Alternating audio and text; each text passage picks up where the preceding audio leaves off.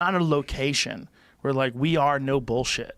Sure. We are nobullshit.com. Like the one place where you can say, this is what we know, this is what we don't know, this is what we think, not this person's wrong and here's why. Like, oh, God damn it.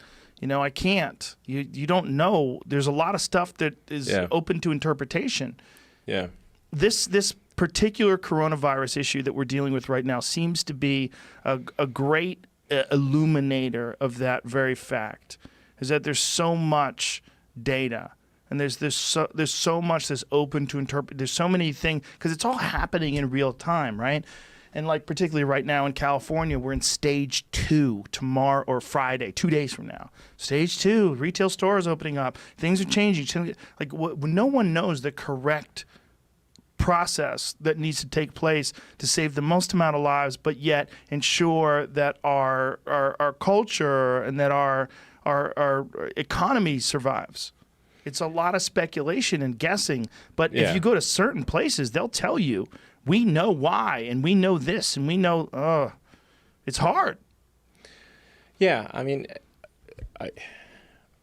in general, I think that's like we should be concerned about anything that's a massive infringement on our civil liberties. Yes.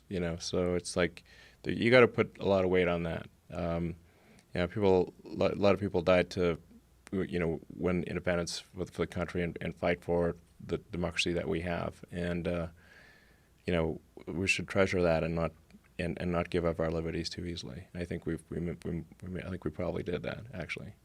So, well, I like what you said when you said that it should be a choice, and that to require people to stay home, require people to not go to work, and to arrest people for trying to make a living.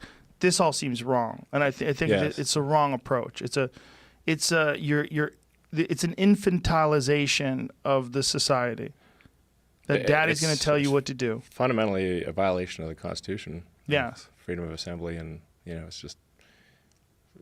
I mean, I don't think these things stand up in court, really. They're arresting people for protesting. Yeah. Because they're protesting and violating social distancing and these mandates that tell people that they have to stay home. Yeah, these would definitely not stand up. If the Supreme Court here, I mean, it's obviously a complete violation of rights. Yeah. And again, this is not in any way disrespecting the people who have died from this disease. No. It's certainly a real thing to think of. Yeah, I mean, it just should be if you're at risk, you should not be compelled to leave your house, right, or leave a place of safety. But you should also not be if you're not at risk, or if you are at risk and you wish to take a risk with your life, you should have the right to do that.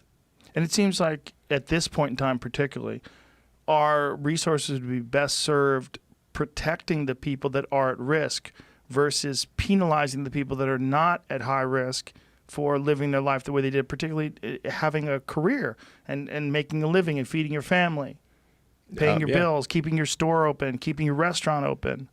Yes. I mean, there's a strong downside to this. Yeah. So, I just believe if this is a free country, you should be, allowed to do, what you want as long as it does not endanger others. But that's the thing, right? People, this is the argument they will bring up. Like, you are endangering others. You should stay home for the people that you even if you're fine, even if you know you're going to be okay, there's certain people that will not be okay because of your actions. They might get exposed to this thing that we don't have a vaccine for, we don't have universally accepted treatment for, and then we need to. There's two arguments, right?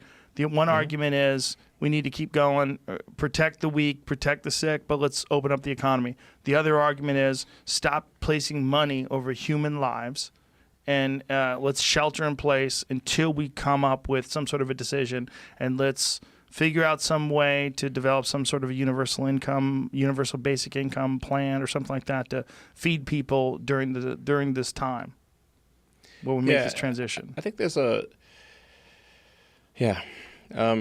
as I said, my opinion is if somebody wants to stay home, they should stay home. And if somebody doesn't want to stay home, they should not be compelled to stay home. That's my opinion. Do you think if somebody doesn't like that, well, that's my opinion.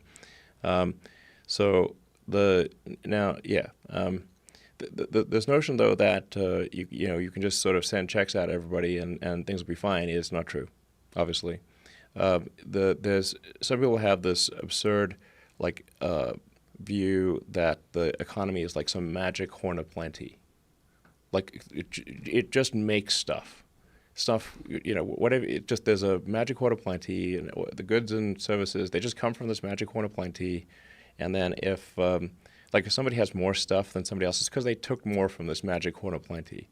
Now let me just break it to you, the fools out there. If you don't make stuff, there's no stuff.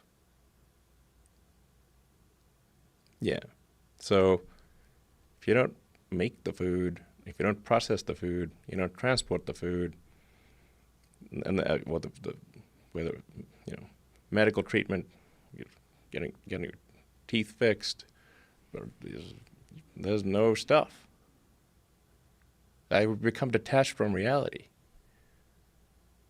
You can't just legislate money and solve these things. If you don't make stuff, there is no stuff.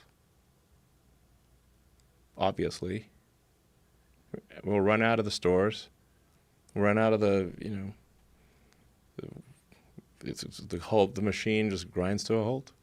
But the initial thought on this virus, the real fear was that this was going to kill hundreds of thousands, if not millions of people instantaneously in this country. It was going to do it very quickly if we didn't hunker down, if we didn't shelter in place, if we didn't quarantine ourselves or lock down. Do you think that the initial thought was a good idea based on the perception that this was going to be far more deadly than it turned out to be? Maybe, I think briefly. But I think if any kind of sensible examination of what happened in China would lead to the conclusion that is obviously not going to occur. This virus originated in Wuhan. There's 100,000 people a day leaving Wuhan. So it went everywhere, very fast, throughout China, throughout the rest of the world, and the fatality rate was low.